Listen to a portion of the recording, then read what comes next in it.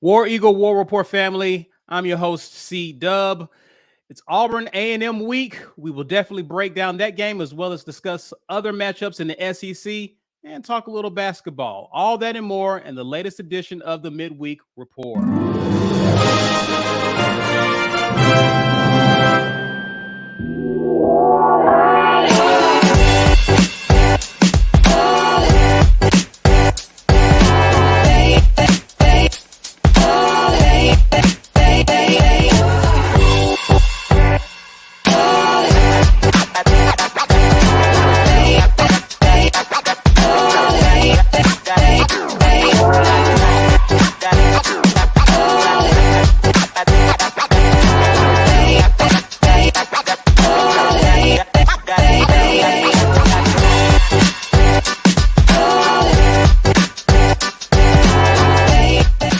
War Eagle, everyone. War Eagle, happy Wednesday. Happy Wednesday to each and every one of you. I'm joined by Ike Jones and B. Will. You are watching the latest Midweek Report brought to you by show sponsor auburnsports.com. Please be sure to head on over there to get your latest regarding Auburn football, Auburn athletics, Auburn recruiting, all Auburn. Shout out to JG Tate and those guys for doing a great job over there. We appreciate them for supporting the show.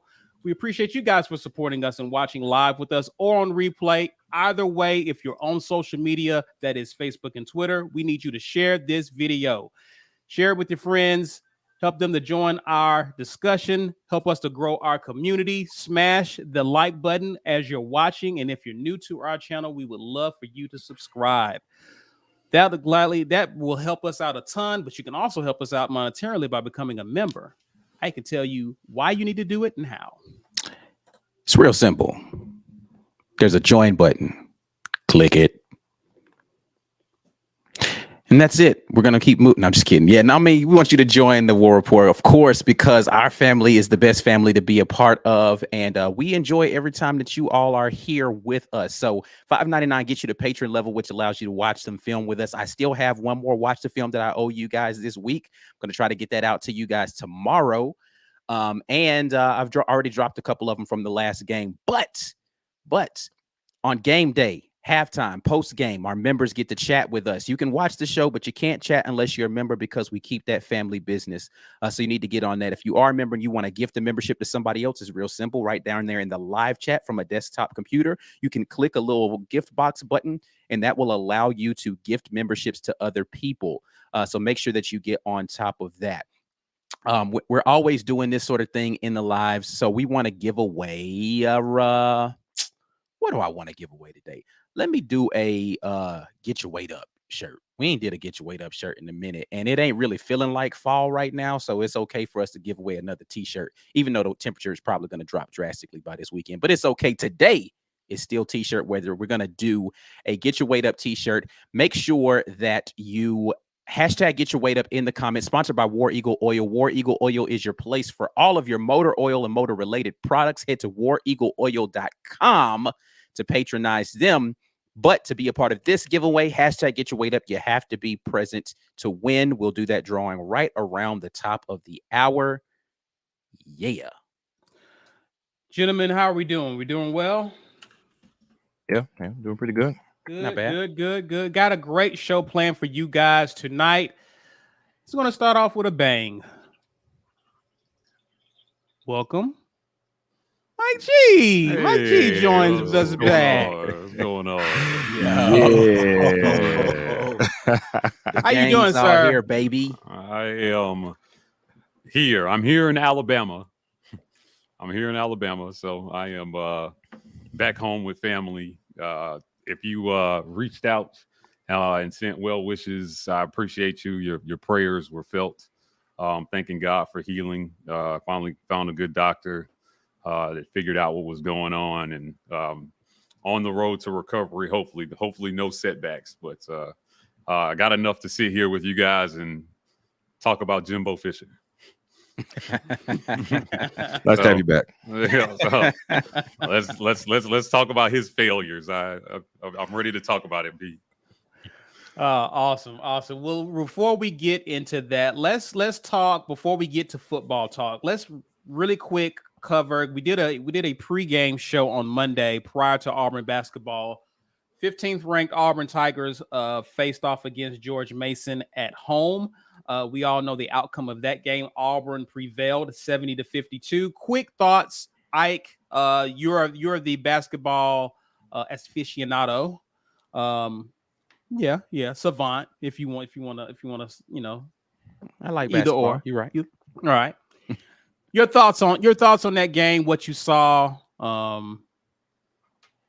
Let's hear it.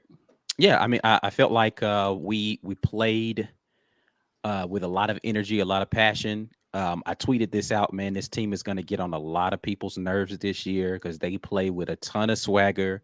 They talk a lot of noise. They do everything to get under your skin. And you could tell it was working on George Mason's nerves too. Like that team looked rattled by a lot of that. But it's going to be one of those things where some of those teams that can play to the level of athleticism of Auburn is going to give that back to them. So it's going to get testy in some of those games, especially if it's at home, because the team feeds off of the crowd energy. They play up to the crowd.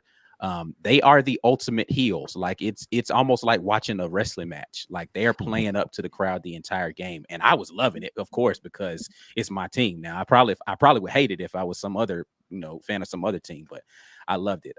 But and boy, gotta learn how to shoot, man.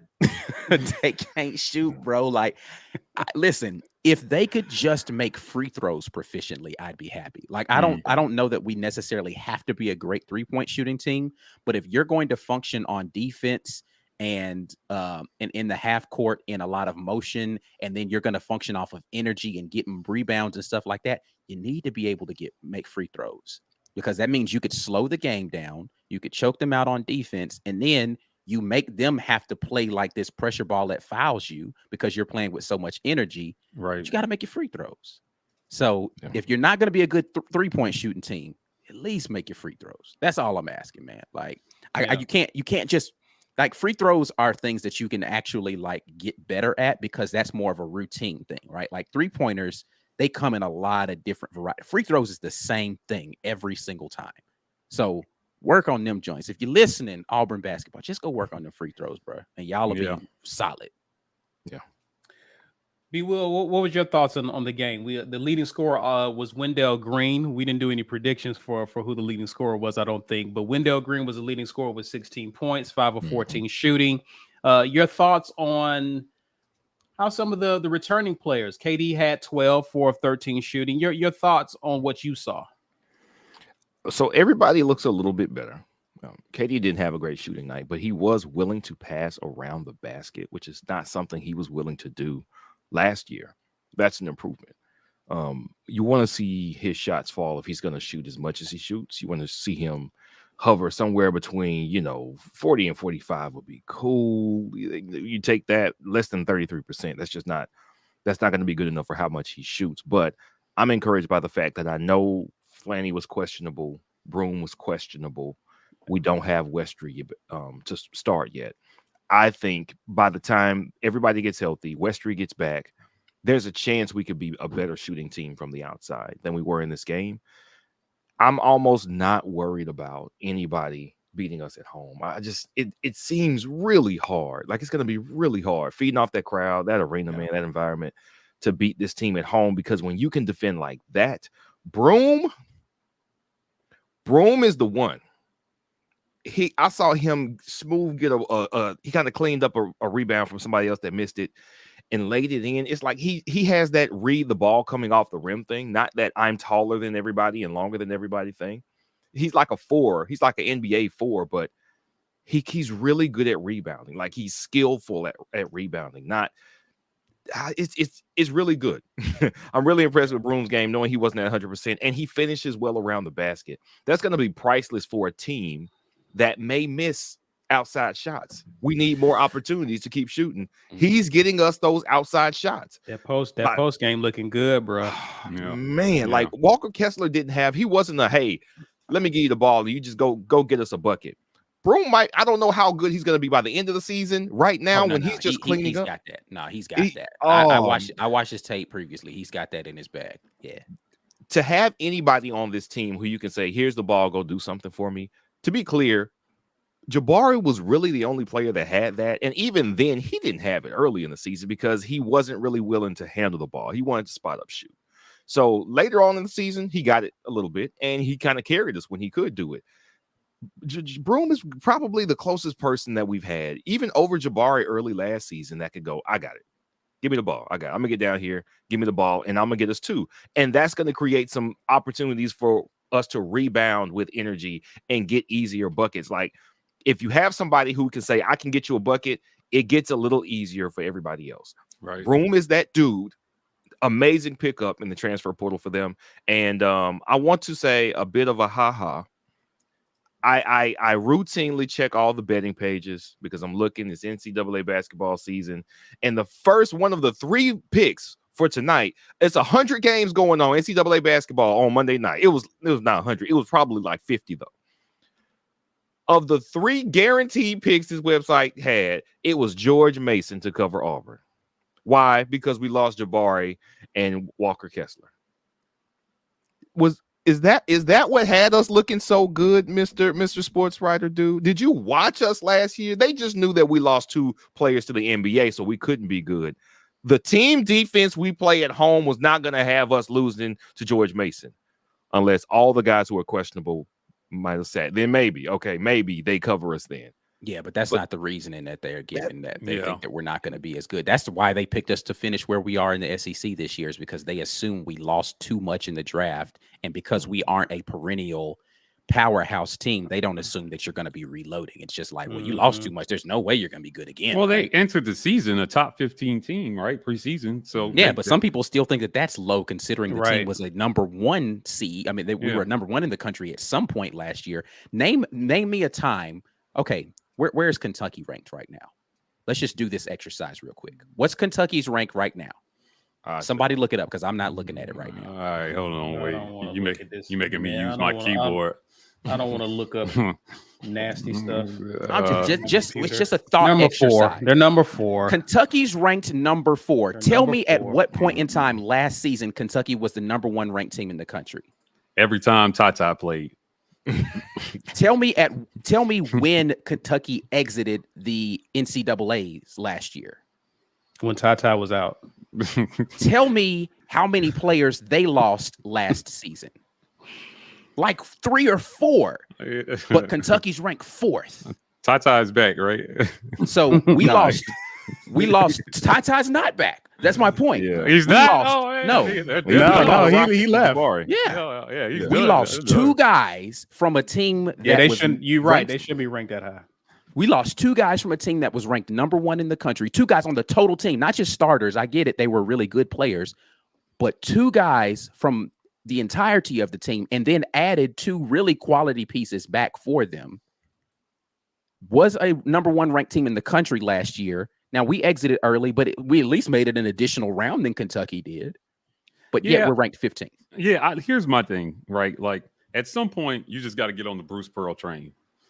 He knows what he's doing with players, similar to like how Bama will always be up there because people believe in Saban's ability to be able to evaluate and develop. They don't put us there yet. Yeah, and I'm not sure why Bruce Pearl I don't know why hasn't they garnered haven't. that respect yet, but like Because he was doing it with 3-star players. Yeah, I mean, That's but true too. listen, year after year after year, come on, man. Like, if you go NCAA attorneys later, I think you just got to give them the respect. I watched a little bit of the game. I was impressed. I'm with Brian. I was impressed with Broom. I was really impressed with Broom. I was impressed with some of the younger guys, Westry, Traore. Westry didn't play. He didn't know what's the other guy. You're talking about the point guard. Donaldson. Trey Donaldson. Yeah, I was impressed with those guys, and I think the team will get better as the season goes on because that's what Bruce Pearl teams tend to do. They'll gel as the season. I thought it was a strong opening win at home, and Auburn is a top 5 home court in all of college basketball right now, if you ask me.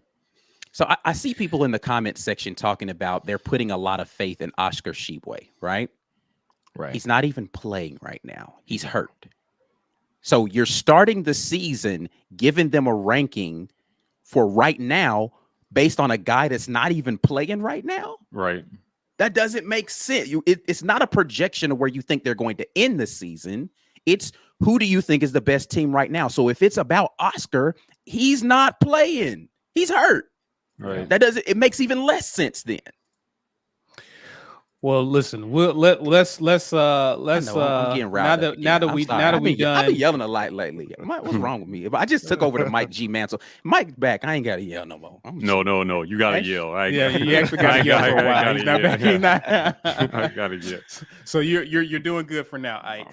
We Auburn will take court again in 2 nights, 2 days from now when they face South Florida at home. So we'll definitely keep up with what Auburn's doing. Probably do a little coverage on them on the weekend tailgate. More on that. Let's get into some football, shall we? Let's talk about these matchups we got going on this weekend. I don't even want to pull up the scorecard at this point. It's just embarrassing, man. Like I quit. Like I went 1-5. I went 3-3. He went 500. B went 500. How did you do that? He was just below 500. But how did you? I'm about to say that's not right. By loss percentage, I think I'm winning. Yeah, you missed all the tough matchups. It's been rough these last few weeks. Last week was rough. I missed all my LSU picks that I would have picked. Yeah, that would have hit. But it is what it is. Yeah. I quit. Anyway, let's get into it. Let's talk about some of these games, these pick'ems. Missouri on the road against Tennessee. Missouri takes their defense, puts it up against Tennessee's offense that hit a wall last week. Well, they hit that Georgia defense wall. Will they hit resume against Missouri? Yes. Yes, 100%. Yeah. They're probably gonna hang 50 on Missouri. Yeah, it might be 80. It's not that I don't think Missouri has a good defense. I just think Tennessee is gonna be pissed. They're gonna go back and they're gonna be like, what? And they're gonna go out there and hang 50 on. Let me tell you something. Hyatt is that dude. He's nice. Hyatt is that dude. He is that go. I cannot wait to see that guy play at the NFL level. I was a little sad. Hendon Hooker's Heisman campaign took a little bit of a hit, I think, last week. Oh yeah, he's versus done Georgia. He's done now. So, but hey, listen, they're still just on the outside looking in. There's still a chance. They can still get in for sure. There. For sure. Wesley Hilson says, can we talk about Mizzou extending Eli and also giving him more money? This is what I mean when I talk about.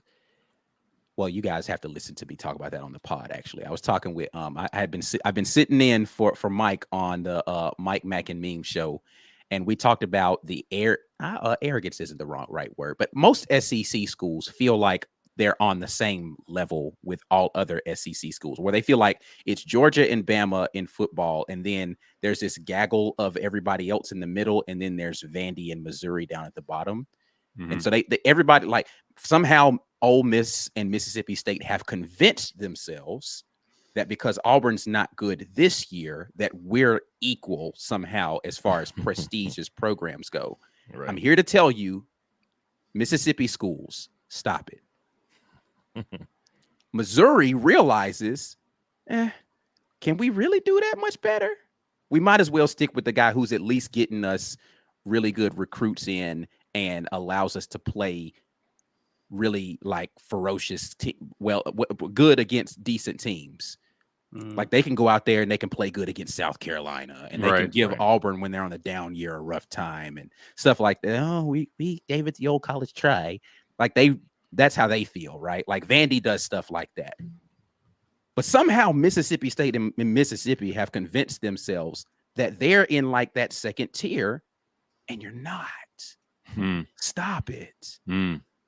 Just don't. Like all these people when we got Cohen, they were trying to be like, well, yeah, I mean, it's, Mississippi's a better. No, it's not. It's not a better job. Stop. All right.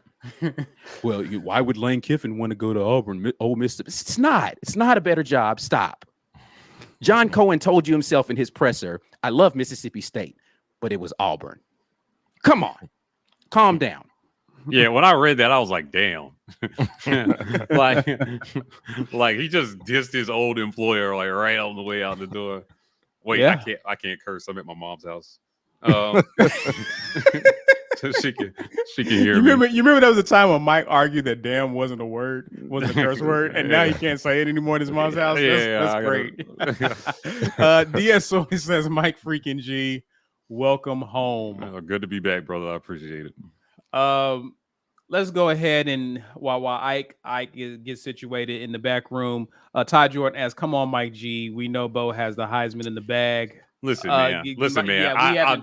I just got back and you trying me. Now let me tell you something. No, it won't be that long. I don't want to hear nothing about the pack. I don't want to hear nothing about that weak conference. And go back and look at their record in the playoff. I promise you, if Oregon makes the playoff, they're going to get embarrassed. They're going to get embarrassed. And because they might possibly be facing, I mean, if you think about the way this might shake out, there's still a possibility 2 SEC teams make this playoff. Which means they're gonna have to play one in the first round, and it's gonna be a beatdown. So like, I mean, I'm just like, I don't want to hear about the pack. No, I don't care if it's Oregon or USC or none of them. That conference is Dunskies, man. They're just terrible. They're terrible. They're awful. And week 1 proved it.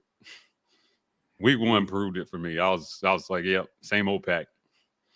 Same old pack. After we beat the Pac-12 champion to Open 2018, Washington. We beat the Pac-12 champion Open 2019, Oregon. And Florida, which might end up at 6-6, beat the projected Pac-12 champion Utah when they could still win the Pac-12. Mm-hmm. I don't know what more history, very recent within the 5-year history, we need to show that a good team in the pack is not a good team everywhere else. Yeah, a good team in the pack is not a good team. It's just a team, right? Like, that's what it is. I'm just like, yo, I mean, listen, all them Heisman numbers they talking about, you putting up, I'm just like, yo, listen, it's all fake news. It is. You know who's putting up Heisman numbers? It's Jalen Hyatt. Right? Like, I mean, these guys are doing it just against the best competition. The SEC, even, I feel like this was a down year for the SEC, but it's still such a, there's no easy outs, right? Even Georgia, man, number 1 in the playoff, right? And they struggle with Missouri. I thought Hendon Hooker was a runaway Heisman until he hit a buzzsaw last week. No, I'm telling you, somehow Kirby Smart, Ike and I were at SEC Media Days, and Kirby Smart proclaimed, we are the hunted. We're not hunting anymore. People are coming for us. And he said he refused to be hunted, is what he said. He's like, we're still going to be hungry and going out there after all of them. So yeah. So like, his team seems to have adopted that mantra, and they are good. I tweeted out that I thought that in the initial college football ranking, having Georgia at number 3 was disrespectful. Mm-hmm. Like, I understood giving Tennessee the number 1, maybe, right? But I just thought Georgia at number 3 was so disrespectful. I was like, I think they're at least number 2, but until somebody beats them, they're still number 1 in my mind. But that's just me. Yeah. All right, Ike's back. Let's pick up. Let's go Vandy on the road against Kentucky. Kentucky they're some chameleons, man. You can never figure this team out from week to week. But I expect them to take care of Vandy at home. Yeah, I think they'll take care of the old Commodores. What do you think I can be? Yeah, I don't see any reason why they can't. They'll win. Oh, that's like my bad. Yeah, I was saying I don't see any reason why they can't win. Yeah, Kentucky will win. Okay. LSU on the road against Arkansas. Why is this a pickle? What's up with the line here? Yeah, what is this a pickle? Liberty just lost. Arkansas just lost to Liberty. LSU just beat Alabama. Are they expecting a hangover trap game? Yes, that's exactly what they're expecting. They're expecting LSU to come back down to earth. They also, Arkansas Arkansas didn't. I mean, excuse me. LSU didn't win convincingly against Alabama, and Alabama beat themselves a lot in that game. So what they're saying to themselves is, if LSU plays up to their potential, then they can somehow pull out this victory. They're wrong. LSU is going to win this game, in my opinion. But Arkansas will play inspired because LSU now has a target on their back. I just don't think that they're very good, so it doesn't really matter. Well, this is my first time to pick LSU in a month, so I'm definitely picking LSU, which is definitely why they're going to lose. No, I'm going with LSU on this one. I'm going LSU in this game, and I actually do think they win. B. Yeah, LSU. I have a hard time seeing Arkansas keep this in single digits. I think it's a double-digit win. I think, like y'all said, they think that LSU just played inspired and beat a really good Bama team. But what happened was LSU had been playing that well for like 3 weeks, and they beat a good Bama team. Bama's just not all that. They're just not. Listen, and man, LSU had been playing well enough to get the job done. Bryce Young has been carrying Bama for a year and a half now. Yeah. And they were just bound to falter at some point. So I feel a little bad for him, but it is what it is. LSU. Misa AT Alien says LSU was flying under my radar until that rude LSU fan came in here Monday night. Now I'm hating. She's going for Arkansas.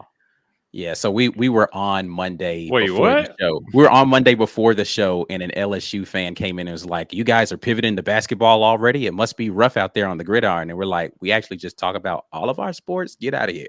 Like, what are you doing? Like, not what as rough are we as doing about to be for y'all in basketball." I know, right? You had to pivot these. Up here talking about basketball. Todd Jordan says, "Are we forgetting that without 4 turnovers, we beat LSU?" Oh man. No, we're not forgetting that. Actually, we're not forgetting that. They're just a different almost team. Tennessee woke something up when they beat them down in Baton Rouge. They did. Yeah, they have not been the same team since. Yeah, we let them off the hook though, man. I will share this now, because I went down and then we lost the coach and the world turned upside down while I was out.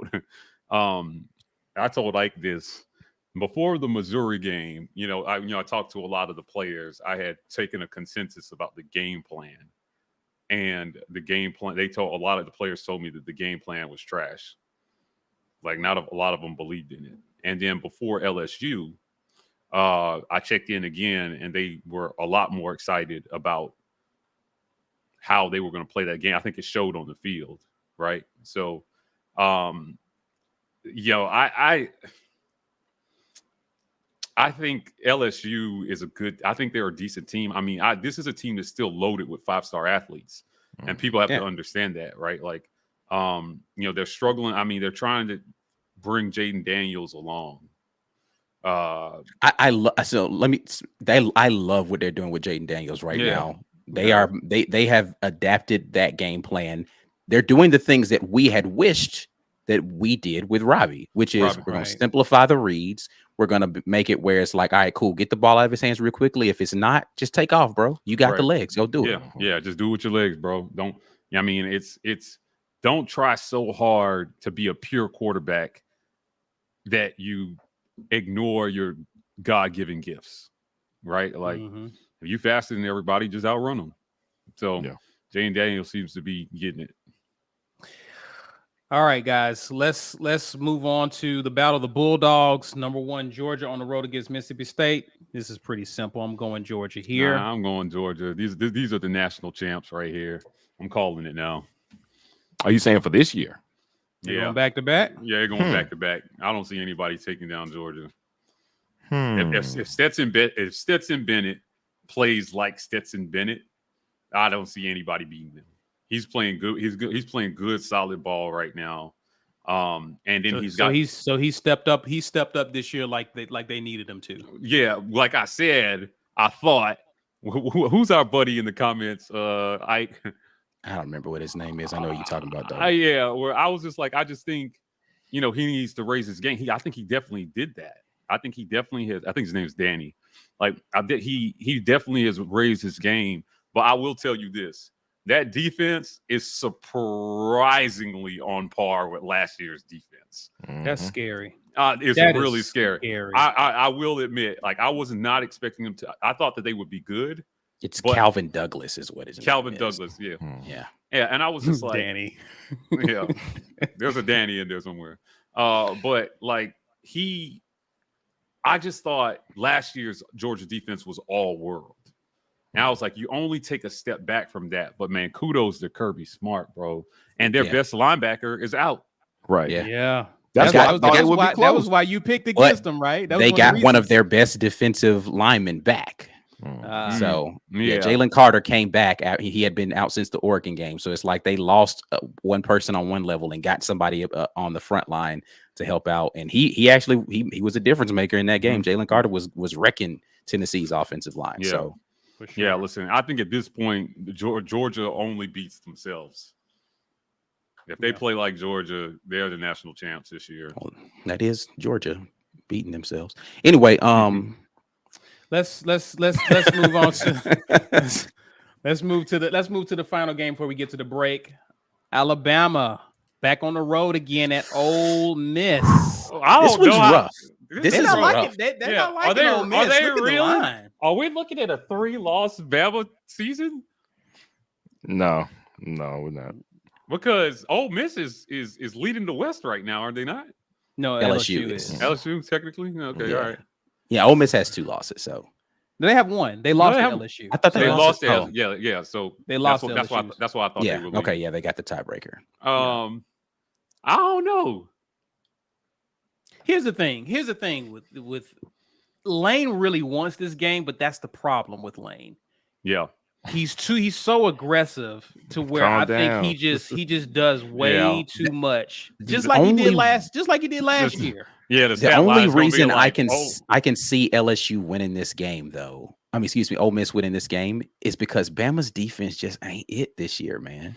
Okay, no, wait. Their defense isn't it if the other team has a quarterback that can pass somewhat decently. I don't think Ole Miss doesn't have the wide receivers that LSU does, and they don't have I would actually take Jaden Daniels throwing over Jackson Dart. Jackson Dart is like a 1 out of every 10 completions, he's going to throw you an interceptable pass. So he's not really that good, which is why they've been running so heavy. And Alabama's front seven can actually stifle the run better than they can stifle a really good passing game. Ole Miss's passing game is just not good enough to threaten these boys, man.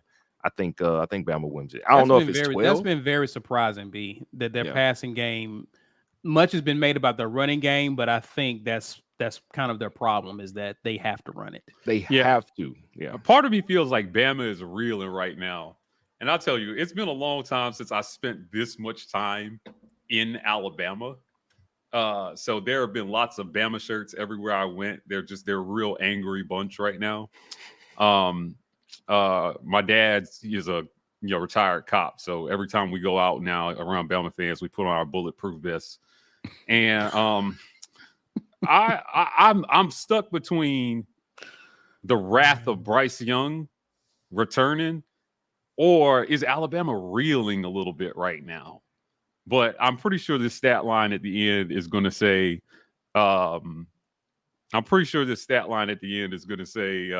Ole Miss 1 for 9 on 4th down, because Lane Kiffin is just going to go for every single one of them. So I'm going to pick Bama in this one. I don't know. Yeah, I'm picking Bama as well. I just don't know that I don't know that Ole Miss's defense is going to be able to do anything with Bryce Young this week. And Jahmyr Gibbs is, he's still, again, listen, it's not like they lost to LSU, but they didn't get blown off the field. They beat themselves a lot in that game as well. I'm going to go with Bama on this one. Right. Yeah, I'm going Bama here. I think Lane. I think this game could be a lot closer than what it will be, but I just think some of those aggressive decisions will create even more distance and separation between the two. So I'm going Alabama here. All right, guys. We want to hear from you. Definitely in the comments. Did we pick the same people on every single game? I think we did. It was an easy weekend. Yeah, this wasn't really one. I want to change one of my picks just for that, but I mean, the LSU Arkansas. You can change Vandy and Kentucky. Yeah. Ike's picking Vandy.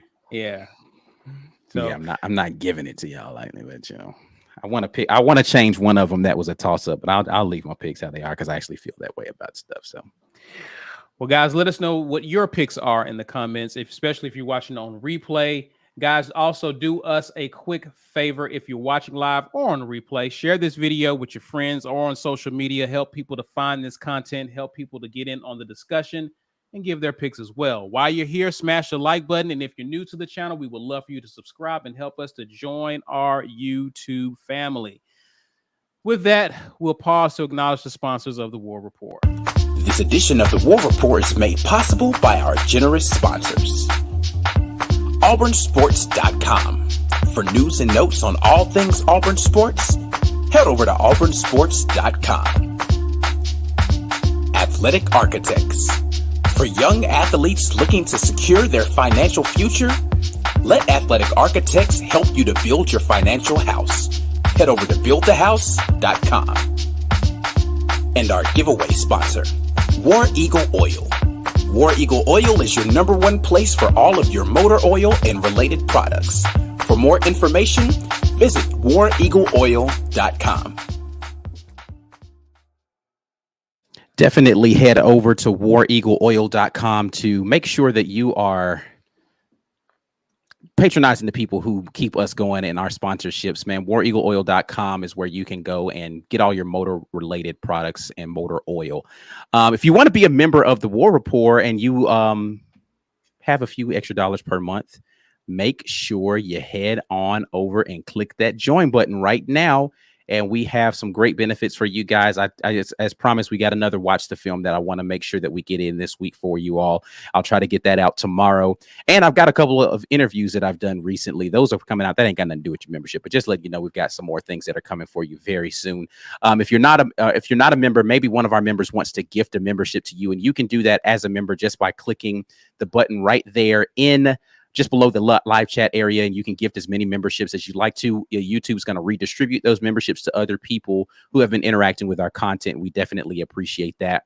Just like every other live show, we're going to give away something. We'll do a Get Your Weight Up t-shirt. So hashtag Get Your Weight Up in the comments to be able to win one of these. This is, again, sponsored by War Eagle Oil. Head over to WarEagleOil.com. But for right now, hashtag Get Your Weight Up. In about 20 minutes, we'll do this drawing. You have to be present to win. So guys, make sure that you get that cranking. And just before we get into today's game, we had a member of the Auburn family pass recently. Mike G is going to talk a little bit about that. Yes. Nicole Sieg. This is a good friend of mine, an incredible ambassador for Auburn. She dedicated her life to women's health and helping others. Nicole had stage 4 cancer. And, I got a chance to speak with her right before she passed. She was really close with Bruce Pearl. We collaborated on raising money for cancer through the Outlive Foundation. And I mean, you're talking about somebody who down to her last breath spent her energy, every bit of energy she had, trying to help others. So rest in power, Queen. You are loved, and I think her memory will live on through those that she decided, to dedicate her life helping. So if you can see her on Twitter now. I think they posted something for her, but please go by and show her some love and show her family some love and support. Her mom's an incredible person. I'm sure Bruce is going to be at the funeral. But we definitely wanted to rest in peace, Nicole. And we appreciate everything that she did to make the world a better place. Indeed. Thanks for that, Mike. All right. Let's go ahead and transition and talk about Jimbo. Hey, B. Let's talk about it. Brings a smile to B's face every time. This has been a good year, hasn't it, B? Yeah. All right. This weekend, A&M comes to town to face Auburn this Saturday. Another night game. This game will be on the SEC network. You see the line listed there, the over and under. The Football Power Index actually favors Auburn in this. Texas A&M actually leads this series. And last year, as they faced off, Auburn lost to the score of 3-20. Not a favorable outcome. The game sucked. Yes, it did. What will happen this weekend as we see the interim coach viewed here as caddy? It's going to be kind of exciting. It was exciting last weekend. Here are our matchups on offense. Now, last week we was curious about, we didn't even know what to expect offensively. But given the limited time the coaching staff had to prepare, all the shuffling, all the changes, and Caddy kind of talked about that in a few interviews and press conferences. Given a little bit more time to prepare for A&M, can we expect the same type of offense, or do we expect a few wrinkles here and there? What are you guys' thoughts about this? I'll start with you, Mike. Man, listen. First of all, we were picked to finish last in the West. Yeah. This game might determine who actually finishes last in the West. And Texas A&M is beatable. I saw a stat. They played an unbelievable amount of freshmen this year. Yeah. Like, it's a crazy amount of freshmen they played so far this year. It's kind of crazy, man. Yeah, but I'm sorry. After your all-world recruiting class that, according to Saban, you paid for, this is kind of unacceptable. Now, you can say what you want about 3-6 Auburn, but 3-6 A&M after you dumped $95 million on Jimbo. I don't want to steal B's shine right now. Have at it. But, like, I just think this is, if you're a Texas A&M fan or alum, or you donated even $1 to this program, you might want a refund. Now, that doesn't mean we're going to beat them, because we got our own problems.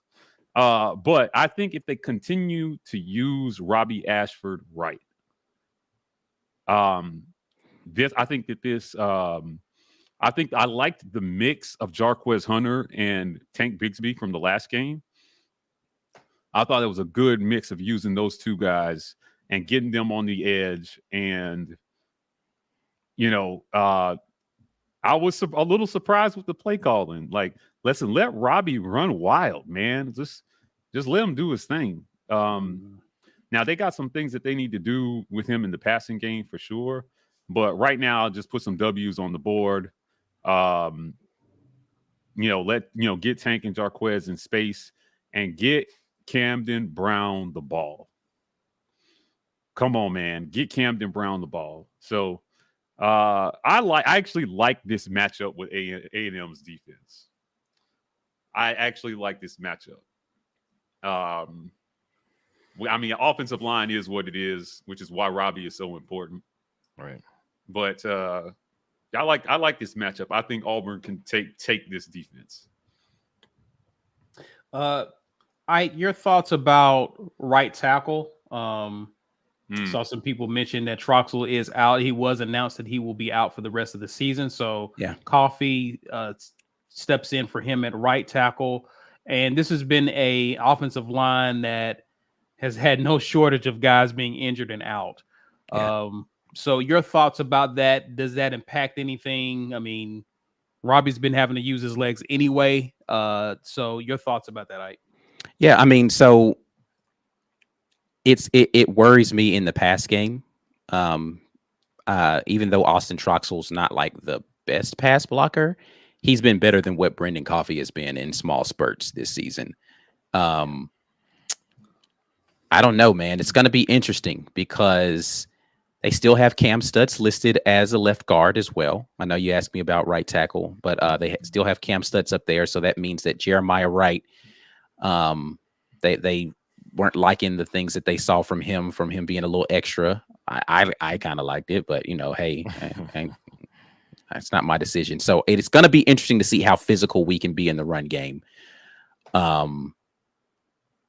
Yeah, I don't know, man. I don't know what to think about this team right now, because the team you saw start the game against Mississippi State is not the team you saw finish the game, and it's definitely not the team you saw the 8 previous games. So I'm just like, who are we And really, game to game, I find myself being like, what team am I watching right now? Like, who is this? So it's so hard to predict, but I'm hoping that Coffee comes in and he's physical and we can run the ball because we're going to need to be able to. Yeah, for sure. B, any thoughts? This is your time to throw as much shade as you could possibly throw. Hate. You know, I'm kind of tapped out on the hate. Oh, I mean, no. I know, Mike. He does this every week. He does this every got week. back, man. I need this. there will be more to say when we win this game. Okay, all right. I can deal with that. Now, once we win this game, it's a whole nother story because we have not been the one to put the hurting on Texas A&M thus far. It's been their own making. It's been everybody else getting to jump in there and pile on them. So I am looking forward to us showing more than we showed last week. As Caddy said, he's like, we didn't really have enough time to do everything we wanted to do, but he said we'll be ready. The offense will be better early. We won't struggle early. Like he said it matter of factly. He didn't say it like, well, you know, we want to try to play better. He's like, no, we will be better early. We won't get off to such a slow start. It kind of mirrors what he said at halftime when he said, you know, this team is not going to quit. We're not going to quit.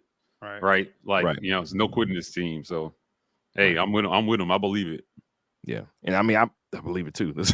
I believe Caddy. Like, nobody who means what he means to this university is going to speak those words. And you feel like it can't come back hollow. Like, if he says it, I feel like it's going to happen. He has that kind of effect on this team. So I really think we're going to win this game. I don't think the matchups matter as much as they did, you know, like 3 weeks ago.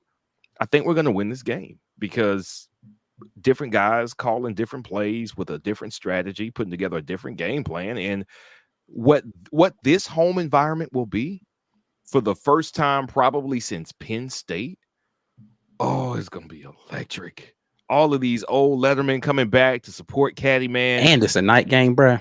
And it's a night game. And all of the fans who were off the Harson bus who were like, man, F this, I'm not even coming in town. Everybody's back. Wow. Everybody's back.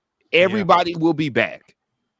This is going to be I don't know how we lose this game, honestly. His mannerisms on the sideline were killing me Saturday. Like, he was the ultimate cheerleader Saturday. Every time I see him, I think about the year he got drafted and he went on ESPN, and Ronnie got drafted before him, and they asked him, how do you feel about Ronnie getting drafted before you? And he says, he may have won the war, but the battle's not over. And I was like, but I loved his energy out there. The players seemed to respond to it really well. And like, listen, the play calling I didn't think was too bad. No, I like the play calling. I thought they did some good things. You know, I think if we could, let me be the first to say this. I've been dying to say this on camera. I am over Anders Carlson. Oh, you're first to say it today. Okay, all right. Right. I am over. I've been saying it I've been questioning this for weeks. You've been questioning it for a while. Yeah, but like, I am over Anders Carlson. Totally makeable field goal that possibly changes the outlook of the game, and he missed. And I was sitting here with Deontay Caesar, and I was just like, he's gonna miss this. I just knew it in my soul he was gonna miss it. And I wish we could get over this legacy stuff and just give somebody else a chance, because I'll tell you what, Daniel Carlson is killing it in the NFL right now. Facts. Anders Carlson don't look like he has a future in the NFL right now. So like, Really I mean, listen, I don't much throw shade at players, but like, I think I'm over him. I really like, I don't know what will do my heart more good. Seeing somebody else kick off just so we have a chance of kicking it into the end zone, or seeing somebody else trot out there to do field goal. I just need one. Can you give me one of the two? Right. One of the two things. I can live with him kicking field goals if you just replace it. Dude, our kickoff game is terrible. Terrible. It's just bad. And I'm like, I just don't understand why like we change. You know, I get like I kind of get it. Like you know, it's tough when you've got a guy who is literally only behind his brother in terms of all-time scoring at Auburn. Yeah. But he hasn't been, to me, he just hasn't been kicking well since last year. And you know, I don't know, you can blame the injury, but at some point it's costing you games. Yeah. Right? Because you're not good enough to blow anybody out. So when you get in a tight game, every one of those kicks matters. Right. And if you go out there and you get a 40-yarder, you got to make it. Anders, I was so over him, man. I'm telling you, my blood pressure was rising just sitting there. And my mom was trying to calm me down. She was like, "You still sick. You need to calm down." She heard me yelling from the bedroom. And I don't know, man. I hope that they reevaluate that. Yeah, for sure. Let's go ahead and flip this real quick. B. There we are. How does Auburn stop A-Chain? Ike's shaking his head, which means no, fam. He don't. Well, so you notice the most recent release of the defense, Wesley Steiner wasn't listed as number 1 on the linebacking chart. Cam Riley was. Keep in mind, and A&M has a worse run defense than Auburn. Barton Lester was actually listed as number 2 behind him. Okay. So Riley's back too, so that helps. Yeah, that's going to be helpful. But yeah, I don't know, man. That if you can limit A-Chain, you win this football game. Like, I don't know that there's a way that A-Chain gets 150 yards on the ground and Auburn's not struggling to stop A&M. Right? Like, you gotta put him in the hurt locker, bro. Yeah. I know one thing for sure is they ain't got a quarterback. Connor Wegman's decent though. Like I'll say this: Connor Wegman is decent. He's still like battling the flu symptoms and working his way back in. So it's possible that we don't even see him Saturday. I think he'll start, but if he's ineffective, they're gonna have to go back to Haynes King. And you might as well just like forfeit the game at that point. I am not a believer in Haynes King. Bro. I don't even wear Haynes underwear. Listen, now, I ain't got no love for him. That was my homage to RG3. RG3 makes goofy jokes like that. So Ike said, "You know them tighty whities Haynes makes? No, I ain't wearing them."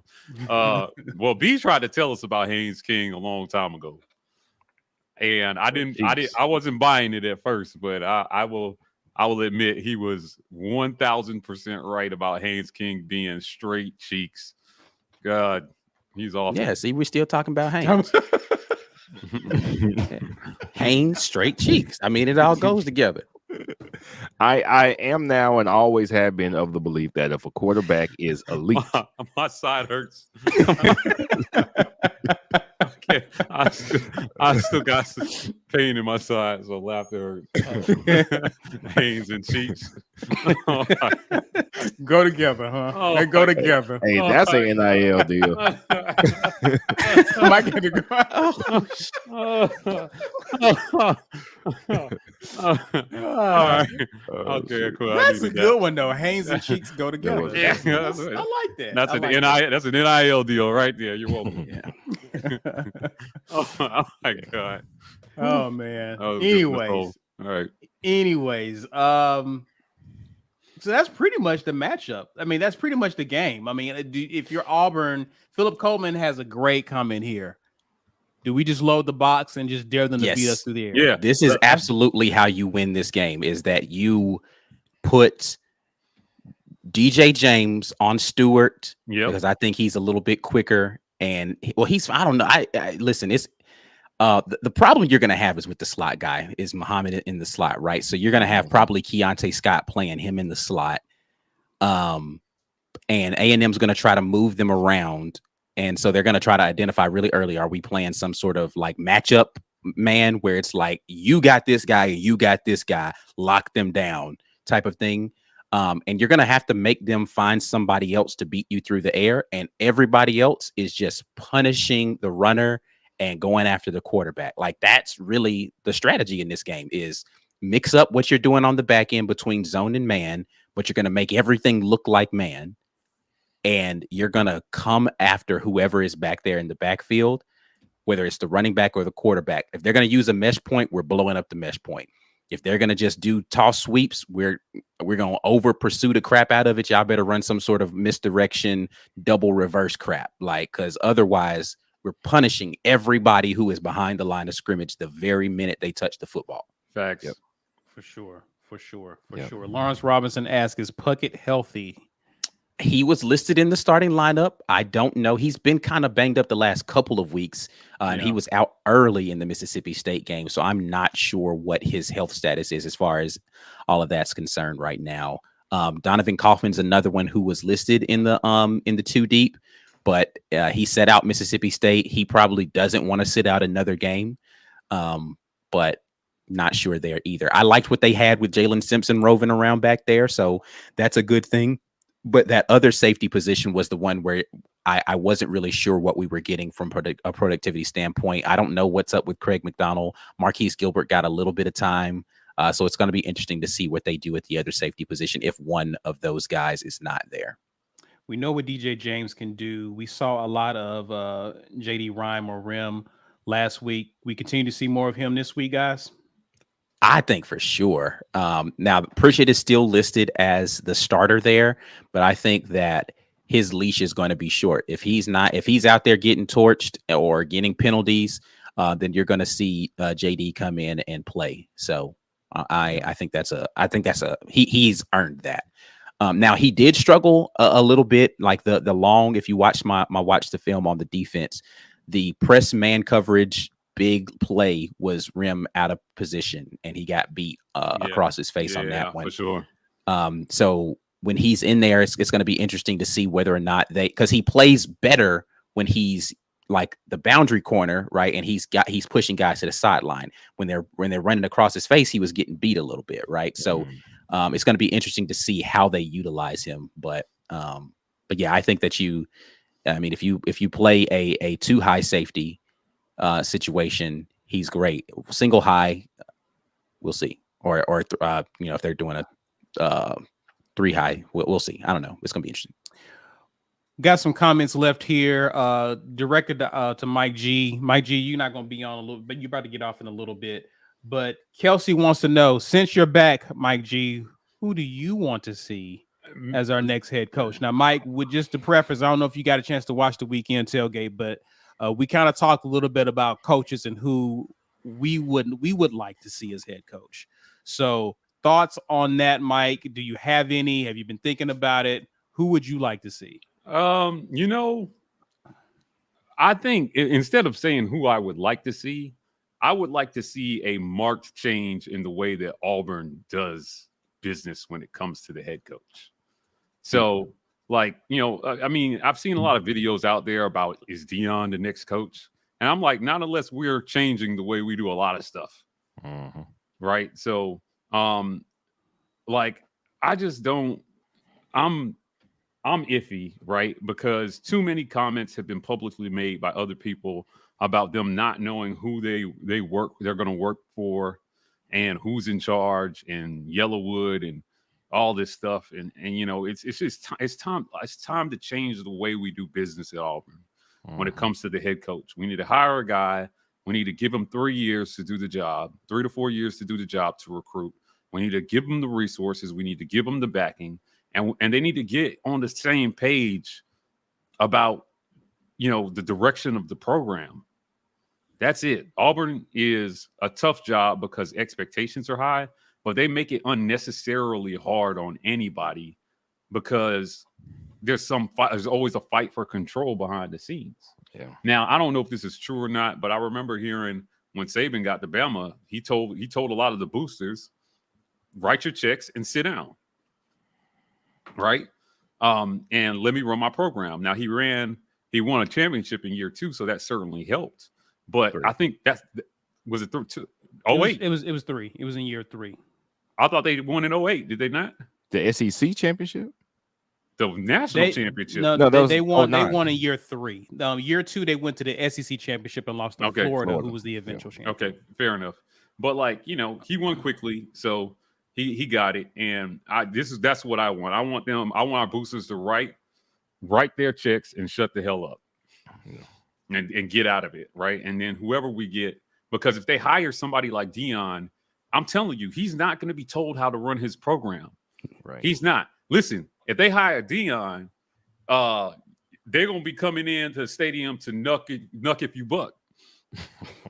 Like, I mean, he pumps in the bump. Like, take it back to MC Hammer. Must be the money. You can play Deion song. What you talking about? I mean, he was in that music video. But yeah, no, he was. But I hope that is not a intro video. That's a Hanks King intro video.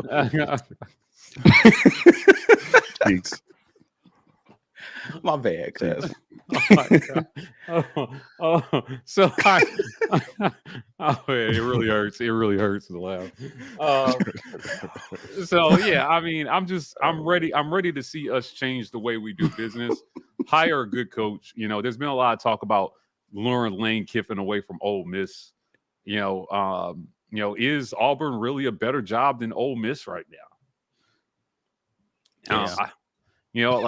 I mean, it's just, so we make it hard on ourselves, and I wish we would stop. I wish we would just stop. So, Cleveland Brown, appreciate the super chat. My apologies for getting to it kind of late. He says, "Good to see you back, my G War Eagle. Your thoughts on everything that happened during your absence? Tell us everything. Every thought you've had." Just a summation of just kind of what. Just summarize life for the last few weeks. Well, look, listen, this is a question about Harson, about the coaching change, is what this is. And I'll tell you, as somebody who liked Harson personally and had multiple conversations with him, he was very gracious with us, certainly. And he was very accessible, and this is kind of personal, but I mean, he even reached out to me to make sure my health was doing okay, since he was let go. So I can tell you, I can say honestly that now this was a bad fit, but not completely because of Harson. But it was time to move on. I think it was time to move on. I think the faction of people that never wanted Harson, they weren't going to let him succeed.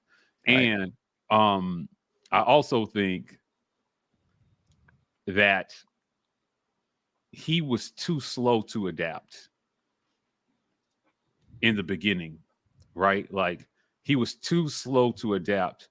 I think that one of the things that killed him was the whole experience over talent mantra. Just really killed him. He had some dogs on the bench. He should have got in the game early after they won those 2 games sloppily.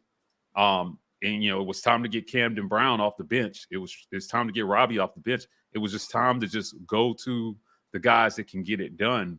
And when he look back on it, I mean, there's a lot of conversations that I've had with him and his staff that I can't really share publicly. But I know there are some regrets there in the way that they did things. Certainly. There's some regrets there in the way that they did things. And, I wish him well in his next endeavor. I still think that he's a good football coach. But I don't think this was ever going to be the situation for him. So, I wanted badly for him to succeed. I did. Because I wanted Auburn to succeed, but it was just technically the last loss wasn't on him, but 3-5 is hard to stomach. Yeah, right, and especially when you're losing games that you should have won, right? So if you beat LSU, right, if you win that game and you win one more, he's still the head coach here. But it was clear that it was trending the wrong direction. I will share this too. There was a faction of the locker room that he started to lose. There was a faction of the locker room that he started to lose, and I think that was part of what did him in as well too. Like the game planning, but ultimately, I think Harson was doomed when Austin Davis did not come to Auburn, because Eric Kiesau is as bad as bad a coach, as I've ever seen. Like, I'm you're talking about a guy that I heard no good things about from players, from family. Like, Eric Kiesau was not. He was like way down their list in terms of offensive coordinator. They just kind of stuck him in there. I think Harson should have gotten more involved there, really, to save this season. That was weird, Mike, because at one point he was planning on being very involved with the offense. Right. And it seems like as we got closer to the season, he backed off and gave it to Kiesau. He told Ike and I straight up, Eric Kiesau is going to call plays. And we were like, okay, cool. Like, if you believe in them, you believe in them, I guess. But, we had no offensive identity. What was our offensive identity this year? Turnovers. Yeah, it was hard to watch, right? And so, the change was necessary. I appreciate everything he tried to do for Auburn. He tried to do things the right way. He did. And this is not all on him, but he certainly had, I think, his I don't know if flaws are the right word, but he certainly had his hangups that, hopefully when he reflects on his time at Auburn and he gets his next job, he will not make those same mistakes, because the pressure is high in the SEC, right? And people want to win now, right? And there was a lot being said about, like, if recruiting were better, maybe we could tolerate a little bit more of this. But, it's getting tough. It's getting tough to recruit. It's hard to get out there. You really have to have the energy. It's a young man's game, recruiting, being out on the road, constantly trying to convince kids that your school is the school where they will find success and make it to the next level, right? And even if you do that, Jimbo is proven that that's not guaranteeing success either, if you don't know what you're doing with the X's and O's, right, and development. So, the SEC, man, is eat or be eaten.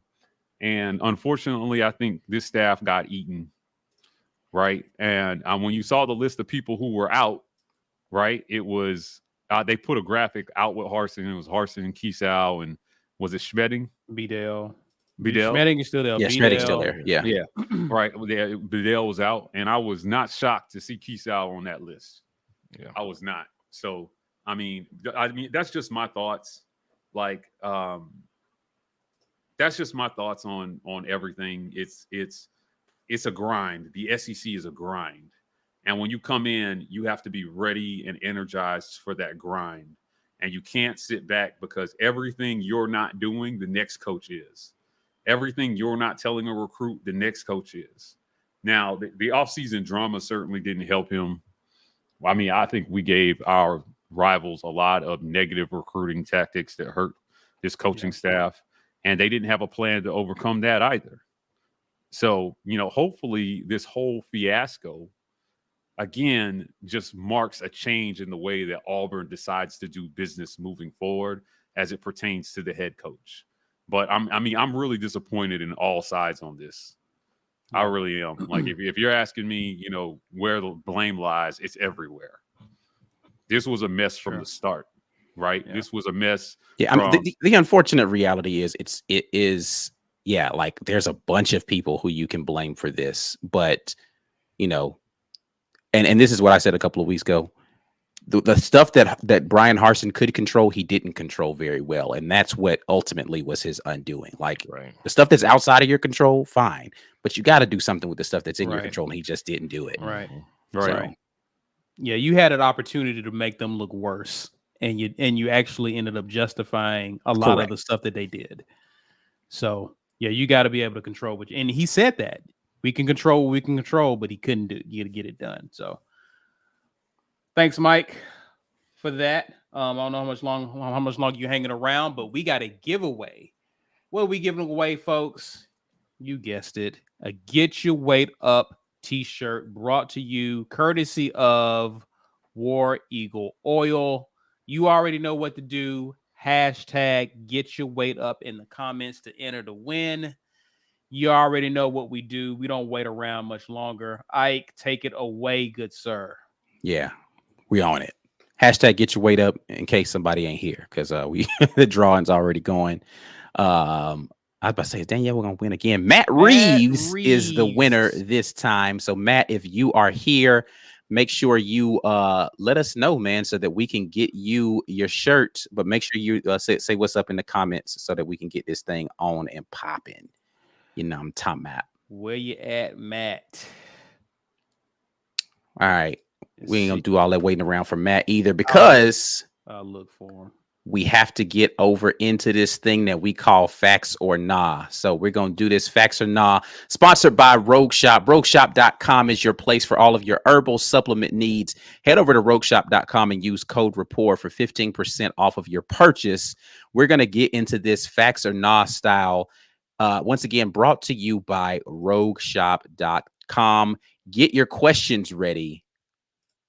But see, are you ready to do this? Matt Reeves says he is here. Matt Reeves, email us business@the War Rapport. We need your physical address. And we need your shirt size. Or else we're sending you a medium. Okay. So congrats. Appreciate you for hanging out with us, sir. All right. Let's get into this Facts or Nah, sponsored by RogueShop.com. We are going to get it kicked off like this. Facts or Nah? I said it emphatically. Auburn is going to be able to hold Texas A&M under 200 passing yards in this game. What are you feeling, C? I'm going to go facts here. On the road, hostile environment. I believe Jordan here is going to be rocking this weekend, bro. I really do. And I think they're going to lean heavily to the run. And I think we'll dare them to throw. But again, we've been really good against the pass this year, bro. People have not been, even against Mississippi State. We had a strong show. Yeah, we looked good. So don't sleep on our pass defense. I just don't think that they are able to expose anything, and that they're going to have to depend on their running game to give them any sort of offense. Yeah, I'm going. Well, the question is, we hold them under. All right, facts, big facts. Yeah, I'm going to go facts on this as well, man, because I liked Mississippi State as a team that passes that much, was just not able to be as dominant in the pass game. Now, I say that after they gave up, 300 plus pass yards in that game, but man, for us, the way that our pass rush came alive in that game against Mississippi State, a team that likes to get the ball out quickly. Texas A&M is not going to be trying to get the ball out super fast. They're going to want to try to have those play action things with long developing stuff. I think that this defense and the pass rush is going to be chomping at the bit to get back there and get after whoever it is, whether it's Connor Wegman or it is Haynes King. I think that we are going to be able to do it under 200 yards passing for for Texas A&M in this game. Facts, Auburn's able to do it. All right, facts or nah? The Auburn defense holds Texas A&M under 200 yards rushing. Under 200 yards rushing. Ooh. Let me think about this for a second, because I just haven't seen them do it yet this season. I'm actually going to say facts on this as well. Just because I don't feel like they're going to have multiple guys that are going to come in, and I don't feel like Devin Achane's going to run for 200 yards by himself, 200 yards plus by himself. Even if you throw the quarterback runs in there, Haynes King is a pretty decent runner, so he can go out there and get some, but I don't think that they get over 200 yards. I think we're going to hold them to less than 400 total yards in the game. So I'm going to go facts on that one as well. I'm actually going to go facts here as well. Yeah, I'm just going to go facts here. I think the game plan is pretty simple. I think that they just line up and just make them have to just move the line of scrimmage and take advantage of us up front. I'm curious to see how we look. Now, we talked about how the linebacker play wasn't really bad. It didn't stand out last week. Mm-hmm. This is the week, Ike. Yeah, We're gonna see. This is the week, Ike. This is We gonna see. We gonna see. This is how we find out whether or not they got something they really will improve or step up in this game. I'm just gonna go with these guys gonna come out amped up, playing with like their heads on fire. I think they do hold them under 200 yards rushing. And even if they don't, I think because of how we will limit them in the passing game, they still will have a pretty low showing in terms of total offense. But I like for us to step up and really stop them up front. I think they'll still have some success. I mean, you can still have success without getting to 200 yards, but I just don't think they get over 200 yards against Auburn. So definitely going facts there. All right. Well, let's get to these fan questions and see what we got going on over there. All right. Ben Bloodworth says, facts or nah, Robbie throws a 30-plus yard TD. He got real specific there, Ike. 30-plus yard touchdown for Robbie. So clarification, Ben, if you're watching, does the pass have to travel 30 yards at least, or are we talking about a little dump off and the dude takes off and runs the rest of the way? Yeah, I mean, because both of them would technically count as a 30-yard touchdown. So what are you envisioning? I think it's more likely the first one than the second one because he hasn't been particularly good at throwing those screen passes this year. I'm still going to say, I'm going to say facts on this one, man. I think Robbie's going to uncork one this week. I think because he looked back at that tape and he saw Shedrick Jackson running Haynes King booty butt naked down the field last week. And he was like, I can't miss somebody that wide open again. He's going to take that shot this week when it becomes available. And he's going to uncork another one of those.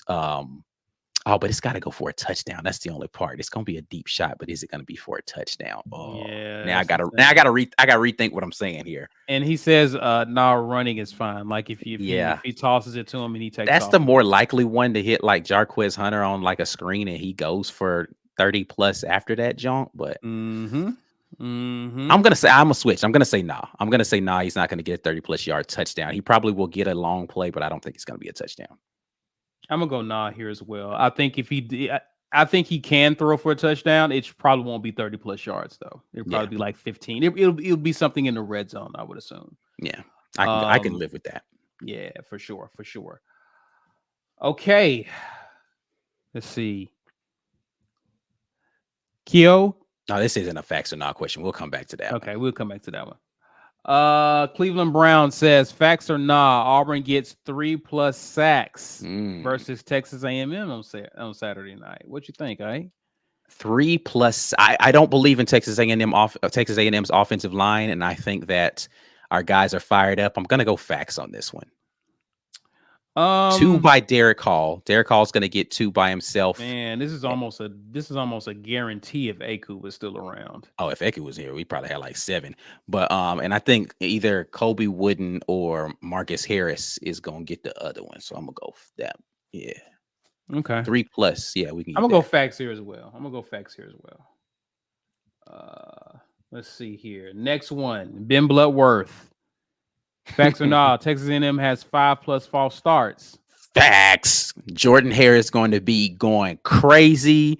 They're going to come in super nervous and anxious. They're going to mess up the snap count a few times. At least 5 false starts in this raucous nighttime, cool freaking November night game in Jordan Hare. Facts. I'm gonna go facts here as well. I think our environment gets them rattled, especially early in the game. I like Jordan Hare. We're going to show them what a 12th man really looks like in Jordan Hare for sure. So I'm going big facts here. Antonio Smith, facts or not, Tank goes for 100, Robbie goes for 100, and passes for 150. The one I'm going to be stuck on is whether or not Robbie gets a 150. He hasn't really been throwing for a lot of yards these last few games. I still think his shoulder's bothering him a little bit. I don't think all three of those things happens. He could run for 100. So here's the thing that I'm worried about. And I think I highlighted a comment earlier, and I'll just come back and talk about it right now without pulling the comment up, is Robbie running too much and hurting himself again. And then where's the offense go? So it's like, I want them to utilize his legs, but not so much that he ends up getting hurt in this game. But yeah, I'm going to go that all three of those things happen. Okay. Lawrence Robinson says, facts or not, Auburn gets over 300 yards on the ground. If we get 300 yards on the ground, Texas A&M is going to be absolutely run out of the stadium. Mind you, they're like one of the worst. They are in terms of rush, rush defense. So this is possible. It is. 300 yards though. Man, that is putting hurting on them. I don't know if I believe in our offensive line that much yet. I'm going to go I'm going to go facts. I'm going to sunshine pump a little bit. But for that to happen, Robbie has to be part of the offense. For sure. Yeah. He has to be part of the offense. Like, and even I if think Tank goes for, I'm saying, like, to get 300, that means Tank goes for 100. He goes for like 100 and 150. Yeah. You know, you're going to have to get Jarquez pumping in another, close to 100. And then you're going to have to get Robbie like 50 or 60 yards as well. Like, you're going to have to get 150 or so from Tank, and then a combination of 150 from Tank and from Robbie and Jarquez. It could happen. It's not impossible. I don't know. That Tank 150, it means that he's going to have another big run that he breaks off. He had like almost 5 yards per carry against Mississippi. Like, they were doing work against Mississippi State, and Mississippi State, by the numbers, is a better rush defense than Texas A&M is. Right. I do like our run. Like, I like our running backs this weekend for sure. I think they eat.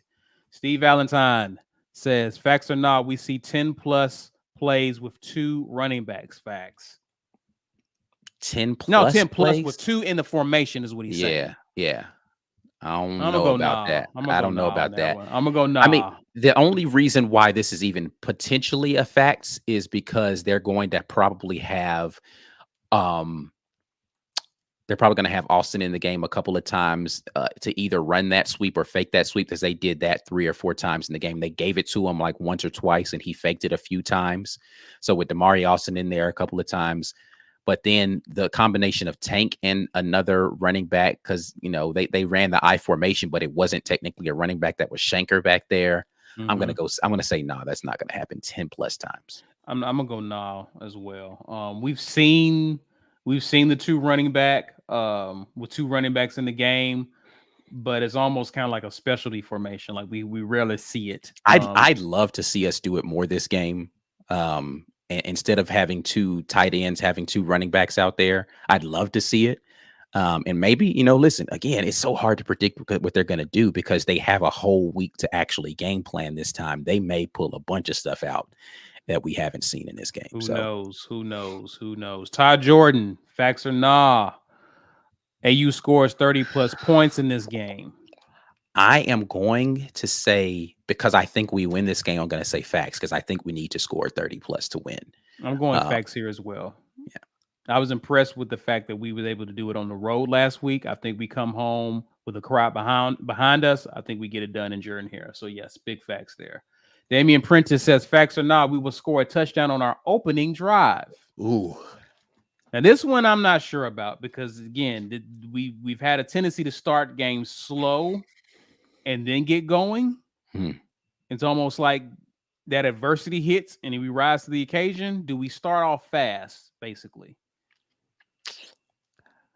I'm going to say nah. I don't think we get an opening drive touchdown this week. I think we possibly score on our opening drive. I don't think it's going to be a touchdown. I really hope it is, though, man, because I really just want to stomp on their throats like out the door. That's why I'm going facts. That's why I'm going facts. I want to see us jump. You know what? I don't want to see Auburn play from behind. I want it to look like Missouri early and look like Mississippi State late. That's what I'd love to see. Missouri early, LSU early, Mississippi State late. Right. Go out there, dominate at the beginning, and then come out in the second half and open the floodgates on them. Yeah, I'm going facts that we do that. No particular rhyme or reason. Stephen Kerr asks, facts or not, Auburn wins the turnover battle. This will be the third straight game. We got a 2-game winning streak of winning the turnover battle. Do we make it 3, Ike? Do we make it 3? I know this is crazy. We got to ask these questions. Yeah. You know what? Yeah. Yes, we're going to win the turnover battle again this week. I think that they're taking care of the ball better. We're going to do it again this week. Facts.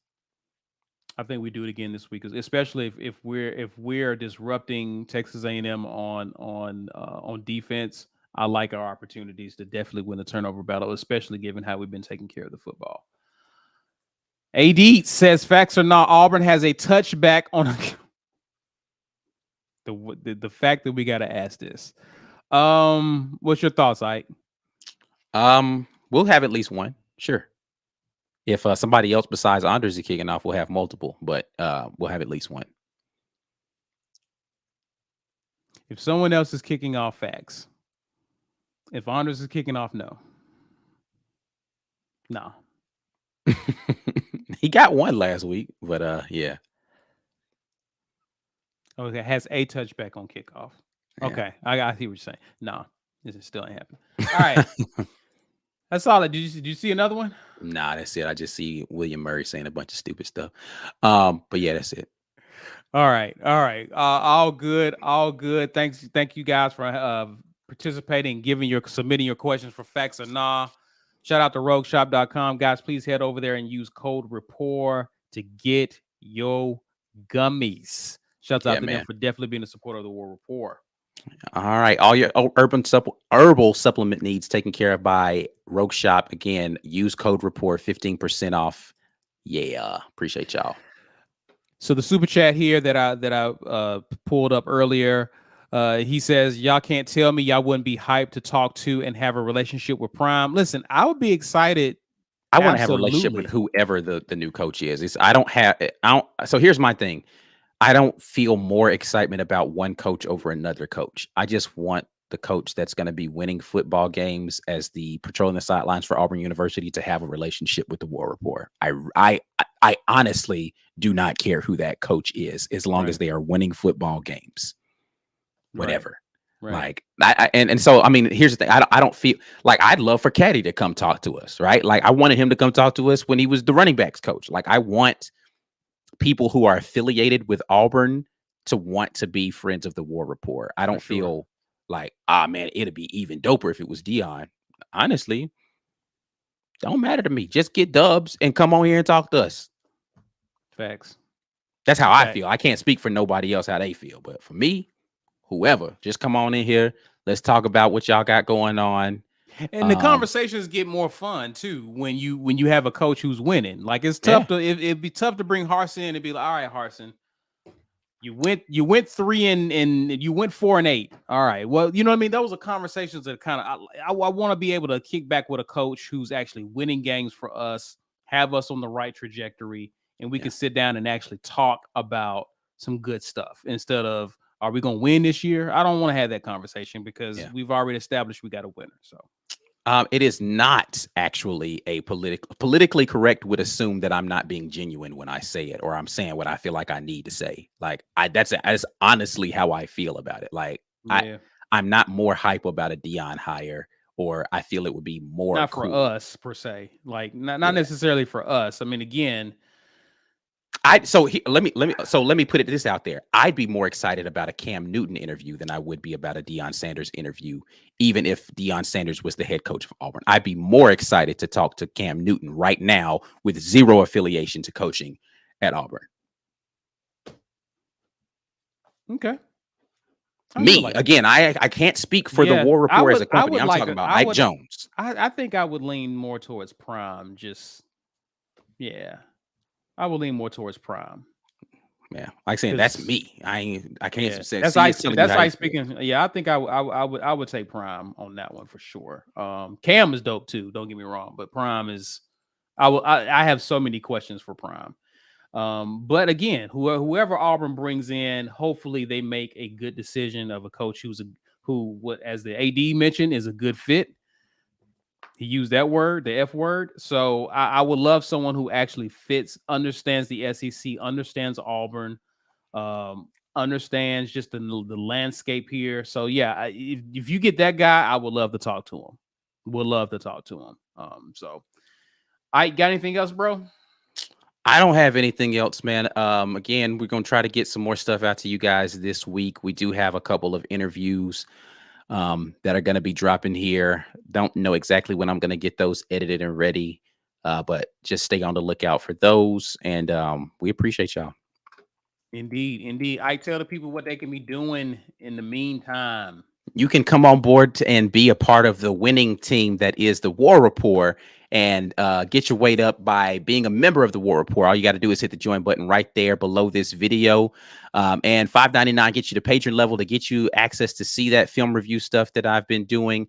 $3.99 at least is going to get you to the place where on game day, and we will have a lot to talk about on game day this Saturday, halftime and post game, talking about what we have seen in the game. But you have to be a member in order to be a part of that chat. If you are a member and you want to just gift a membership to somebody else, it's super easy to do that right down there below in the live chat. If you're on a desktop computer, you can do that. And let somebody else get a membership courtesy of you. We've already done our giveaway, so congrats to our giveaway winner. But if you didn't get an opportunity to win something, you can always go to the War Rapport shop. That's at thewarrapport.com. You can go to shop now to be able to purchase your own War Rapport gear and be able to sport that with pride and walk around and show some support for the War Rapport. You can check out a lot of things, including stuff like our power rankings that C-Dub does every week. We got other articles that are there on the War Rapport. So go check out warrapport.com to get all of that. We are the Auburn Express, powered by the War Rapport, on all of your podcast channels. Check us out there for some audio only content. I hinted at the Mike Mack and Meme show that I've been sitting in on for Mike G, but that is live right now. So you guys go and check out those conversations. We've been having some interesting ones over there. So you guys make sure that you go and check that stuff out. Also, before you get out of here, you already know what to do, guys. Share this video on social media, Facebook, Twitter. Use the hashtag @us on Twitter. Also, smash that like button and subscribe if you're new to the channel. As for Instagram and Twitter, Facebook, you can find us at The War Rapport. We're TW Rapport on TikTok. That's it for now, guys, but we will definitely catch you this weekend. Oh, yeah. Steve Valentine says, don't forget that Friday game. We do have a basketball game Friday, so we will be back at you guys with a Friday pregame. So, yeah. For sure. As always, guys, we will definitely see you soon. War Eagle. Peace.